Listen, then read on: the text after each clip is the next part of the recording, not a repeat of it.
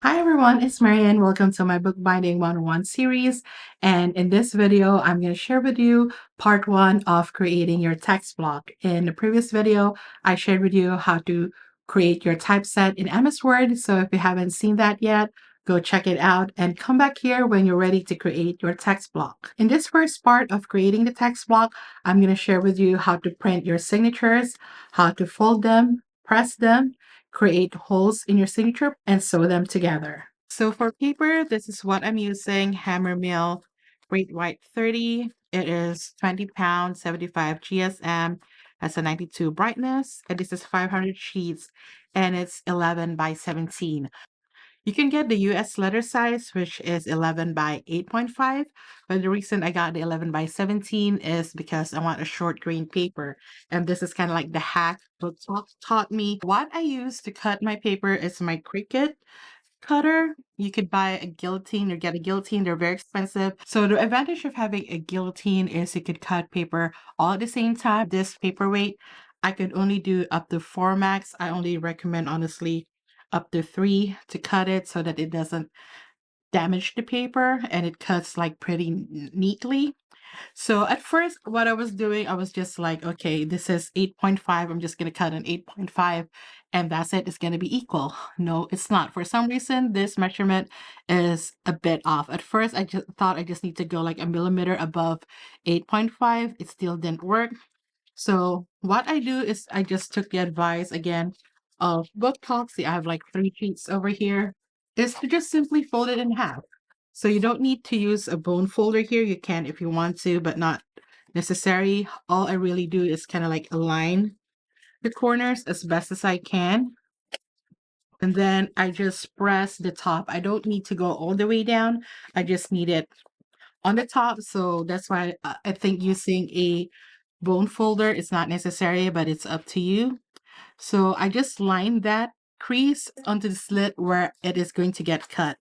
And as you can see, it does fall in between somewhere 8.5 and the next millimeter. So that's why it's a little bit off when I just follow the ruler. And then I press down, but I do not press down too hard because if I don't press down, the paper moves. But if I press too hard, it doesn't cut smoothly. So I just like try to do like that. And once I cut it, I take this side and then I make sure this one is aligned with this side. The sides that I cut are together and the ones that are like pre-cut by machine are together. And when I enter it in the printer, I make sure this is the top part when it prints. And I do that because when it prints like this landscape. And I want to make sure that this is going to be the top of my text block or the top of my signature. And this one is the bottom of my signature, the side that I cut. So I just slid it in, close it, and then start printing. Hit print. And then you could print all 476 pages in one go if you're brave.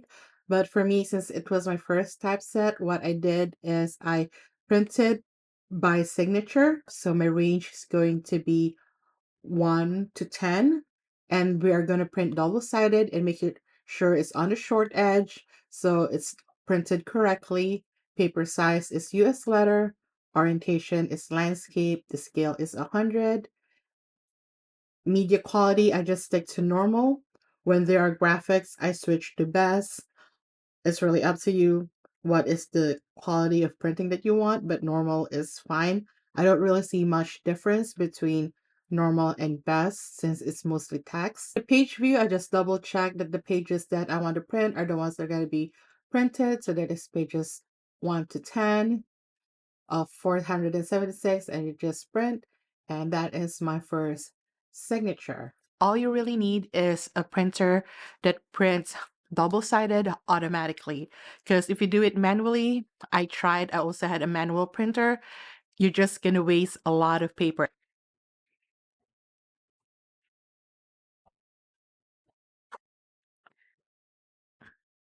So it prints the first page, and it's preparing to print the reverse side of the document. Do not touch the paper. It grabs it again, and it's printing on the other side. And this is why it's important to print on the short edge, because you want to make sure it prints on the right side, and this one is not going to be upside down. All right, here is my first signature. Let's check if I got it correct. So 4 and 5 is the last pages. So when I fold it, that is like the first signature. I'm going to fold it later though. I want to have everything printed first. So I printed out the rest of my signatures and I am now going to fold them. When I print them out, since I print them out by signature, I just try to alternate them so I don't have to like count for the signatures. But before I fold them, I do check if they are correct. So 924 to 925. I fold. And I don't have a bone folder per se. I use this. I got this from the dollar store. I think it's a paint scrapper or a painting tool. But it works as well as a bone folder. Go to the middle first and then press down. And there it is, my signature. So this is like the second half of my signatures. So see, I'm going to make sure I fold the right direction. This is 949, 895. That is not the right way. 904, 905. That is the right way. So fold, take the phone folder. Okay. And when I put them together, see this one is 915. The last page on this other signature is 914. So I put them on top together. So the way my printer printed is it printed to the very last page. So when I stack them, I'm going from the last signature to the earliest signature. Okay, so this is the entire typeset. I had the first half already kind of like book press, the second half that I just folded. Obviously, I haven't yet, but I can show you my makeshift book press while I wait for my actual book press to come. So what I do is I have a piece of paper and then I put this one, the entire typeset on top of that, and I put another piece of paper just to protect the typeset. And I have a couple of books that I put on top, and I put hand weights on top of it, and that weighs it down. It has been pressing in my makeshift book press, so it is a little bit flat already, but it could definitely like need some more flatting. So I'm going to transfer it into my actual book press. Make sure the signatures are straight. I guess when pressing, it doesn't really matter that much until I have to stitch it up. Okay, so that's how thick my typeset is. And I'm gonna put it in this book press. Put this way first and put the signatures there so that it lines properly. And then they screw it, but they don't screw it tightly so that they could still adjust it. Okay. Now lie it down. So this is the side that I'm trying to get straight because this is the top part.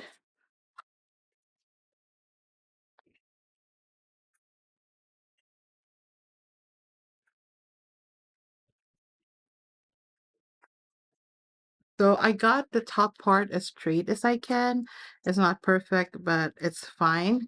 And then align all the signatures to the very edge of the book press and then tighten it up. So I'm going to keep it in here for at least another 24 hours. This is my signature punch. This is the We Are Memory Keeper signature punch, which is kind of like popular with beginner book binders.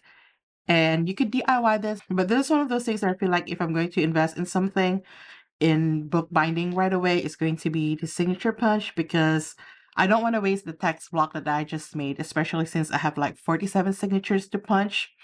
And this one is a great beginner tool because it has this tightening bolts so that your signature doesn't really move and you can do your punches pretty confidently, and it's also transparent, and you could mark the punch where you need to, which I'm going to show you in a bit, which is why this is popular with beginners, but it's also a common complaint is this thing is not deep enough, and I kind of agree, but overall it's a great beginner tool. One tutorial that I looked at is a sea lemon, which is kind of like very popular with her book binding tutorials, but still I kind of had to figure out where I want the holes. So this is how I figured it out. And it's also good to have a marker to like circle which ones that you're gonna punch, and you could easily like wipe it off and erase it later on. So it is 1, 2, so the second hole, and then 1, 2, 3. Okay, so this is kind of like where the actual count starts. 1, 2, 3, 4, 5, 6. 1, 2, 3. 1, 2, 3, 4, 5, 6. 1, 2, 3. 1, 2, 3, 4, 5, 6. 1, 2, 3. And then 1, 2. 1, 2, 3, 4, 5, 6, 7, 8. So that's 8 holes that we are punching to make this holes for the French stitch. So the rough estimation of it is like 3/4 inch, then 1.5 inch, 3/4 inch, 1.5 inch, 3/4 inch, 1.5 inch, 3/4 inch, and this one is kind of like 1/2 inch, and top and the bottom roughly. Before you do your punches and decide on the measurement stuff, kind of also look at the stitching if you haven't done stitches yet, and see how you want it and what kind of style that you want. I want to do the French link stitch, and I want to do it like 3 inch. And I don't want like too much of a gap on the top and bottom, and I want it like pretty even. So I thought this was like the best measurement for it. And you could also obviously follow it if you'd like to, especially if you're doing the same size of signature as I am, which I think this is like the most common size of signature. And here's my text block. You can see how thick it is, but it has pressed really well in the book press. It has been pressing there for like over 2 days. When you take out the ruler, it's like you set it aside in the same way. Don't like turn it around and all of that, so that make sure you're putting it back the right way. So this set came with this punching tool, which is okay, but I don't know if it's going to be like ergonomically great in the long run. But I also have like my Cricut one that I'll see if I can use as well. Line it up and then open it up in the middle of the signature like that. Make sure the top is lined up as much as you can. And then on the signature itself, make sure it lines up in like that. And honestly, the best way I found to do this, make sure this properly aligned, is to do it standing up and not sitting down. So you can have like a really good view of it. And also making sure it's lined up at the bottom. Because I have instances when I was doing the practice signatures that the punches are not directly in the middle.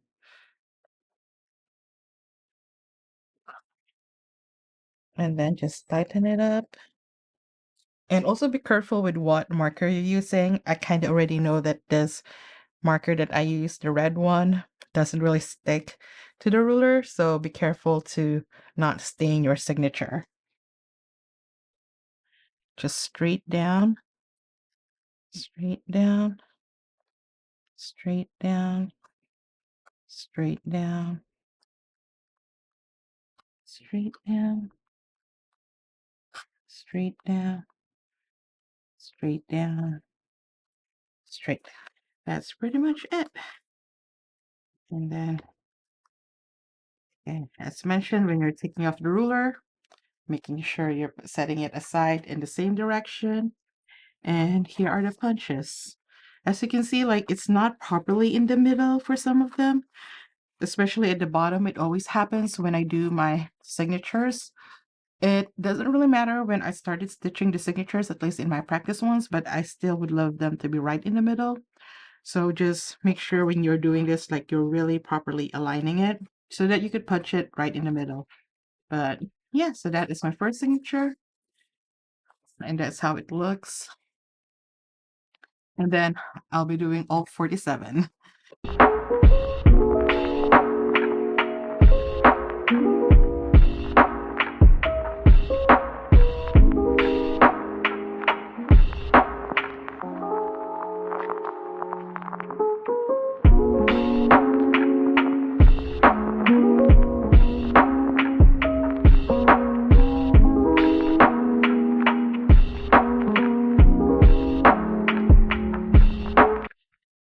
now that I've finished punching holes in my signatures, it's time to stitch them up. This is like a fourth of my text block, and I'm just doing it by fourths.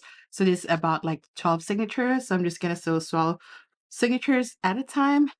And to measure how much thread you're gonna use is to line it up with your signature, and depending on how many signatures you're going to sew, that's like how many times you're going to pull the thread. That is why I'm doing 12 at a time, so that I don't have to pull so much thread at a time when I'm stitching.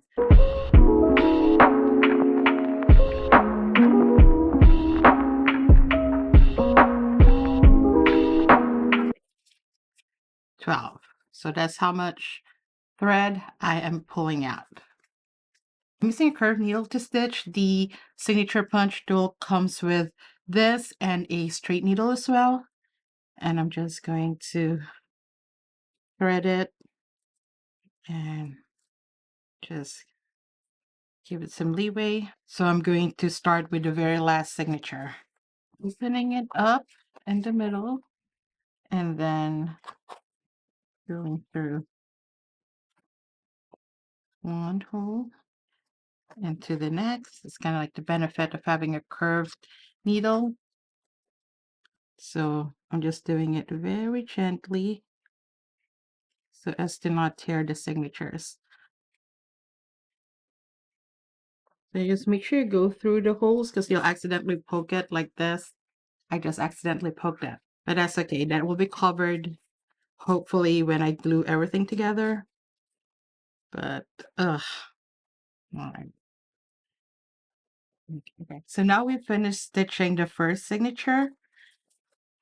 So we're gonna put the second signature on top of it and then stitch it all the way down as well. So going through that first hole and back through and then pulling it and then pulling the thread through. All right. So now the two signatures are attached. What you're going to do is go underneath the thread from the first signature hole. So you see it's underneath the thread of the first signature. You go through the third hole of the second signature into the fourth,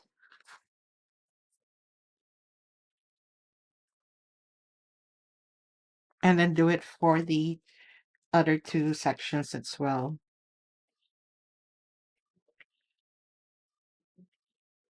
We've reached also the end of the signature. So what you do now is to tie these ends together. Okay, so, and this is only for like the first two signatures that you're doing this. And you can just either trim this, or if you want to hide it, you can do it by just like letting it go through the holes. But I just trim it, but I'm going to do that in the end. And get your third signature, go under that knot that you just made, go to the first hole of your third signature.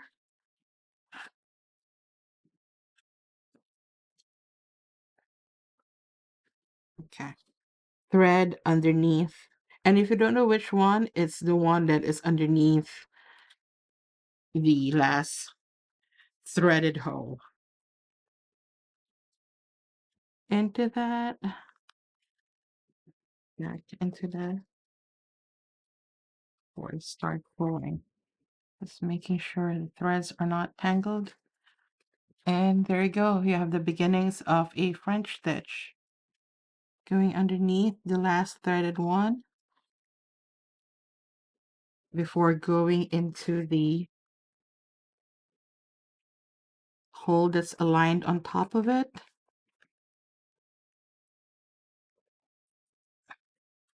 Pulling it out. And So now that we reach the top, we're going to do the same thing at the bottom, but without having to tie anything. All you have to do is to go underneath that and then pull.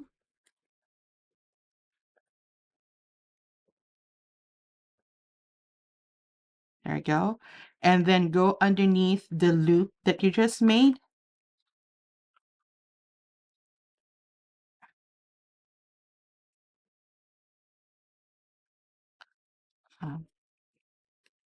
There you go. And then just like tighten that up.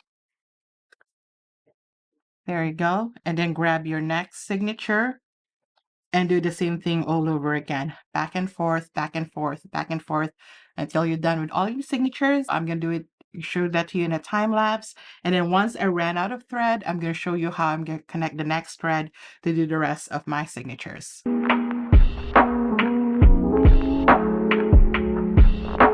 Finish my first set of signature onto the second section of it.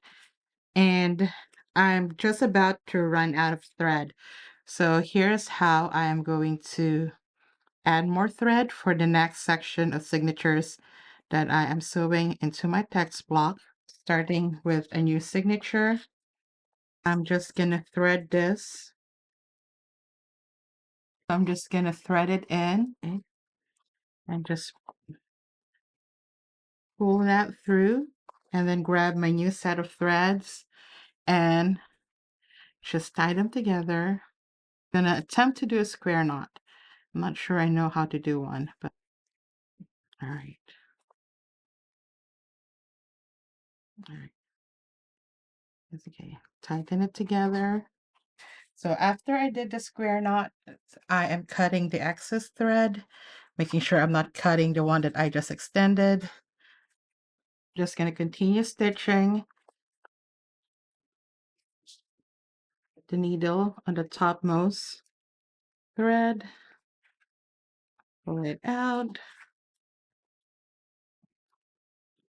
So I finished stitching all 47 signatures into my text block, and now I'm going to bring it back to the book press, and then tomorrow or whenever I have time next, I'm going to start gluing it.